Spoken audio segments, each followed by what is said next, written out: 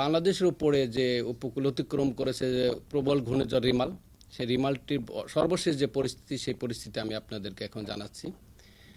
সে ঘূর্ণিঝড়টি বাংলাদেশের ল্যান্ডে ঢুকে সে কিন্তু গতকাল পর্যন্ত ছিল সিলেট এই যশোর অঞ্চলে সে স্থল গভীর নিম্নচাপ ছিল। এর পরবর্তীতে সে উত্তর পূর্ব দিকে অগ্রসর হয়ে আজ সকালে সে সিলেট অঞ্চলে স্থল নিম্নচাপ হিসেবে অবস্থান করছে। এই নিম্নচাপটি ক্রমান্বয়ে উত্তর পূর্ব দিকে অগ্রসর হয়ে বৃষ্টি ঝরিয়ে দুর্বল হয়ে যাচ্ছে। আজ দুপুরের পরে সে বাংলাদেশে অঞ্চল ত্যাগ করে ভারতের আসাম অঞ্চলের দিকে চলে যাবে এবং আস্তে আস্তে বাংলাদেশ থেকে সে গুরুত্বহীন হয়ে যাবে। এর প্রভাবে বঙ্গোপসাগর উত্তাল রয়েছে বিদায় বাংলাদেশের যে উপকূলীয় অঞ্চলগুলো আছে সেখানে জড়ো হওয়া অব্যাহত আছে।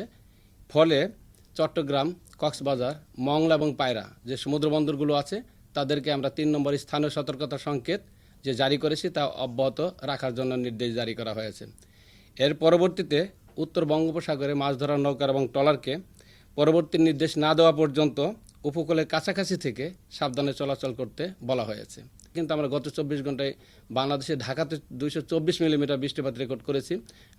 চাঁদপুরে সর্বোচ্চ বৃষ্টিপাত আমরা রেকর্ড করেছি ২৫৭ মিলিমিটার এবং চট্টগ্রামে ২৪৯ মিলিমিটার বৃষ্টিপাত রেকর্ড করা হয়েছে। অর্থাৎ বাংলাদেশের প্রত্যেকটি বিভাগেই প্রচুর বৃষ্টিপাত আমাদের রেকর্ড করা হয়েছে। আর এই ঘূর্ণিঝড় এখন যদিও নাই, সে একটি নিম্নচাপে পরিণত হয়ে গেছে এবং আস্তে আস্তে দুর্বল হয়ে যাবে। এর প্রভাবে কিন্তু বৃষ্টিপাতের প্রবণতা আস্তে আস্তে বাংলাদেশ থেকে কমে যাবে। অর্থাৎ বাংলাদেশের যে উত্তর এবং পশ্চিমের যে অঞ্চলগুলো আজই ওই সব অঞ্চল থেকে বৃষ্টিপাত একেবারেই শেষ হয়ে যাবে এবং পরবর্তীতে আজ এবং আগামীকাল সিলেট এবং ময়মনসিংহ অঞ্চল, সেই সাথে কুমিল্লা অঞ্চল সহ বৃষ্টিপাতের প্রবণতা কিছুটা থাকবে, তবে পরিমাণ খুবই কম থাকবে।